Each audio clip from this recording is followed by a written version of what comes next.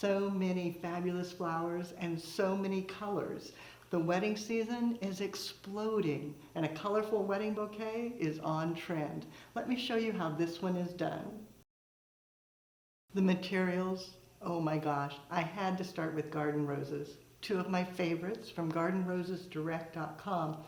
Symbol, beautiful mustard hue, and Darcy with the hot pink, so grand. Then I added in a variety of flowers from florabundance.com, some ranunculus, and then this beautiful double alstroemeria. It's called Fashionista. For the mechanics, I'm going to use an armature base of Italian ruscus. Cut it into 2 bits, then putting it together in my hand and winding it, knotting it on itself, pulling it together. You can secure it with bind wire if you need, or just tuck it together.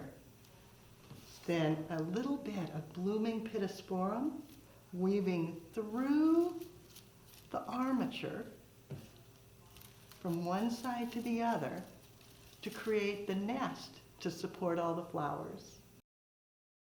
As I place the flowers, I just weave through this nest, holding it loosely with just a finger and thumb, other fingers extended so that I don't get too tight.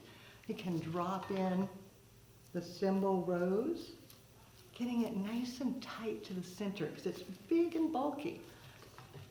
Maybe a second, weaving through, and one more to form a triangle.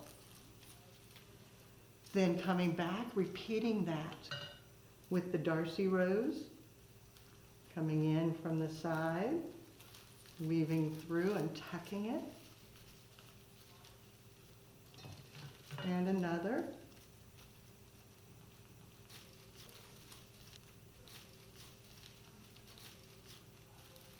And give them a little twist so their faces go right where you want them.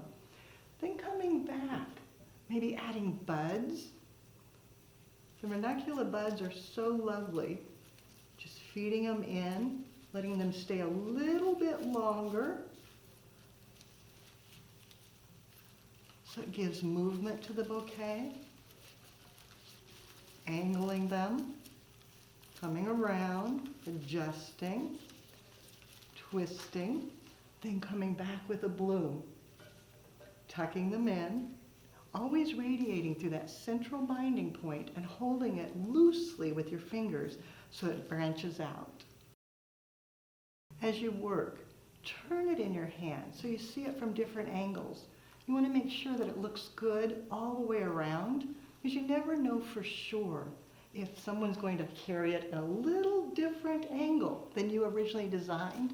So I try to make sure that it looks good everywhere.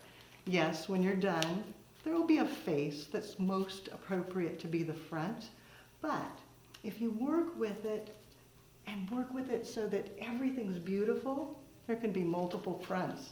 A little less risky when you're working with a photographer. Feeding in the Fashionista alstroemeria. A few more of the ranunculus. Finding the perfect spot.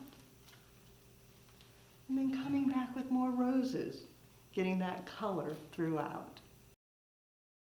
As you finish, again, turn it and look at it from different angles.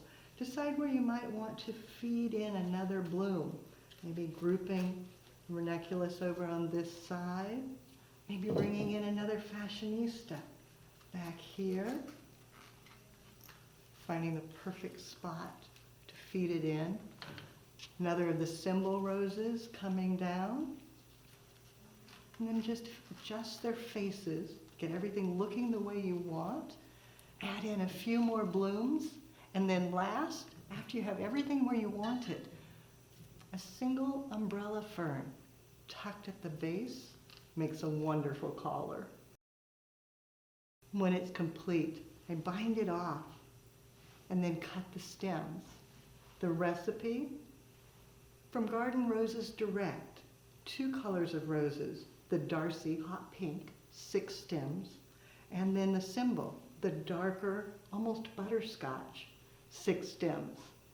Then I had 6 of the Fashionista alstroemeria, 6 of the ranunculus, 1 stem of the umbrella fern, 1 stem of Italian ruscus, and 1 stem broken apart of the flowering pittosporum. Together makes a stunning, colorful bouquet. With color coming back into the wedding world, there's so much opportunity to create beauty. Here in the Pacific Northwest, foliages are so on trend still, and the green just makes the color pop. You'll find more inspiration, both with color and with classic blush on the website, flowerschool.com. Your turn though. I want to see what you create. Gather your flowers. Be sure to find some fabulous garden roses. Create a bouquet. Then take a picture and post it on social media. #FoilDesignInstitute. That way I can see, and we all can see, what you do as you do something you love.